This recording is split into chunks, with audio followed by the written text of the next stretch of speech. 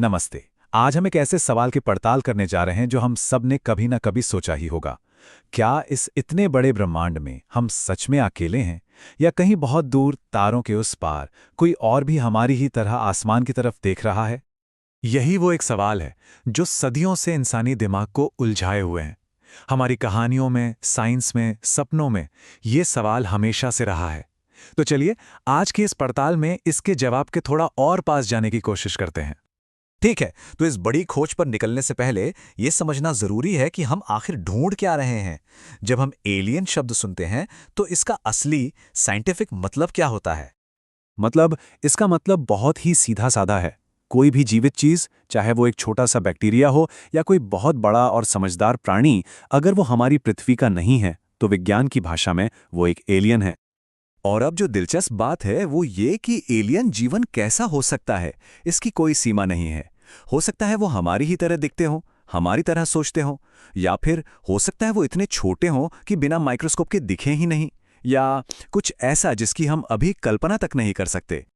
अब देखिए, वैज्ञानिक इस अनंत ब्रह्मांड में ऐसे कहीं भी नहीं ढूंढ रहे हैं। उनका एक तरीका है, एक प्लान है। वो उन जगहों पर फोकस करते हैं जहां जीवन के पनपने की उम्मीद सबसे ज्यादा हो। तो सवाल यह है कि वो कौन सी जगह हैं? वैज्ञानिक इसे मजाक में गोल्डीलॉक्स जोन भी कहते हैं।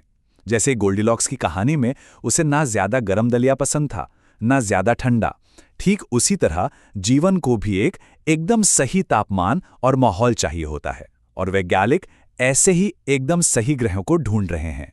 तो किसी ग्रह को जीवन के लिए फिट मानने के लिए ये तीन चीजें होना बहुत जरूरी हैं। पहला, तरल पानी, क्योंकि हम जैसा जीवन जानते हैं वो पानी के बिना तो हो ही नहीं सकता। दूसरा, सांस लेने के लिए किसी तरह का वायुमंडल। और तीसरा, एक ऐसा तापमान जो ना तो सब कुछ जमा दे और ना ही उबाल दे। चलिए, अब आते हैं इस पड़ताल के सबसे रोमांचक हिस्से पर। इतनी सारी खोजबीन के बाद क्या हमें एलियन जीवन का कोई पक्का सबूत मिला है, या हमारे हाथ अब तक सिर्फ कुछ इशारे ही लगे हैं? ये वो सवाल है जिसका जवाब शायद हर कोई जानना चाहता है। क्या वैज्ञानिकों को ऐसा कुछ भी मिला है जिससे ये साबित हो जाए कि हम अकेले नहीं हैं? इसका सीधा और सच्चा जवाब है नहीं।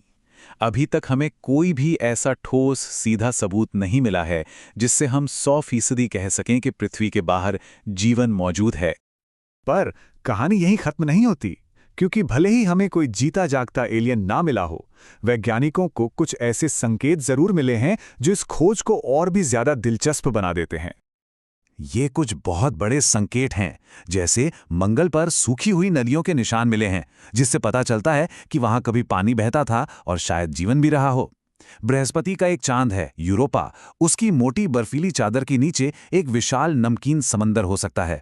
और तो और, कभी कभी गहरे अंतरिक्ष से कुछ ऐसे रेडियो सिग्नल आते हैं जिनका सोर्स हमें पता नहीं चलता। लेकिन हाँ, ये सब सिर्फ सुराग हैं, सबूत नहीं। अच्छा, एलियंस की बात हो और यूएफओ का जिक्र ना आए, ये तो हो ही नहीं सकता, है ना? पर क्या हर यूएफओ का मतलब एलियन का स्पेसशिप होता है? चलिए, इस आम गलतफहमी को दूर करते हैं। तो देखिए, यूएफओ का मतलब सिर्फ इतना है कि किसी ने आसमान में कुछ ऐसा देखा जिसे वो पहचान नहीं पाया। वो कोई नया ड्रोन हो सकता है, कोई सैटेलाइट, या मौसम का गुब्बारा। सारा खेल अज्ञात यानी अनआइडेंटिफाइड शब्द में है। इसका मतलब अपने आप में एलियन बिल्कुल नहीं होता। और ये स्लाइड इस बात को बहुत अच्छे से दिखाती है। आप देख सकते हैं कि जितनी भी यूएफओ देखे जाने की रिपोर्ट्स आती हैं, उनमें से लगभग 80% चीज़ें बाद में ड्रोन, सैटेलाइट या प्लेन ही निकलती हैं। करीब 15% बिजली चमकने जैसी कोई प्राकृतिक घटना होती हैं। सिर्फ एक बहुत छोटा सा हिस्सा, लगभग 5% ही ऐसा बचता है जिसका कोई साफ साफ जवाब नहीं मिल पाता। तो ये खोज सिर्फ कहानियों या फिल्मों में नहीं हो रही है। दुनिया की सबसे बड़ी वैज्ञानिक संस्थाएं इस काम में पूरी गंभीरता से लगी हुई हैं। चलिए देखते हैं कि इस ग्लोबल सर्च की कमान कौन कौन संभाल रहा है। इस खोज में सबसे आगे हैं नासा और हमारा अपना इसरो जैसी स्पेस एजेंसियां। उनके मार्स रोवर मंगल की मिट्टी में पुराने जीवन के निशान ढूंढ रहे हैं। फिर आता है जेम्स वेब टेलीस्कोप, जो एक तरह से अंतरिक्ष का जासूस है। ये दूर के ग्रहों के वायुमंडल से गुजरने वाली रोशनी को जांचता है, ये देखने के लिए कि क्या वहां ऑक्सीजन या मीथेन जैसी गैसें हैं जो जीवन का संकेत हो सकती हैं। और सेटी जैसे प्रोजेक्ट्स तो विशाल रेडियो डिश लगाकर ब्रह्मांड की खामोशी को सुन रहे हैं, किसी ऐसे सिग्नल की तलाश में जो प्राकृतिक ना हो। अब जरा इस संख्या के बारे में सोचिए, 200 अरब, और ये सिर्फ आकाशगंगाएं हैं। हर एक आकाशगंगा में अरबों खरबों तारे हैं, और उन तारों के भी अपने ग्रह हैं। जब ब्रह्मांड इतना ज्यादा बड़ा है तो ये सोचना थोड़ा मुश्किल हो जाता है कि इतने सारे ग्रहों में से सिर्फ हमारी एक छोटी सी पृथ्वी पर ही जीवन है। और यहीं पर आकर सबसे बड़ी पहेली सामने आती है।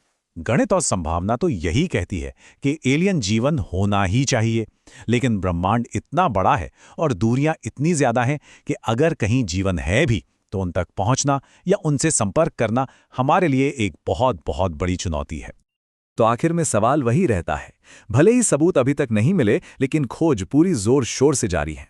हर नए टेलीस्कोप और हर नए मिशन के साथ हम इस रहस्य को सुलझाने के एक कदम और करीब आ जाते हैं। शायद एक दिन हमें इसका जवाब मिल जाएगा, पर तब तक ये सवाल हमें हमेशा प्रेरित करता रहेगा कि हम उनसे आखिर कब मिलेंगे।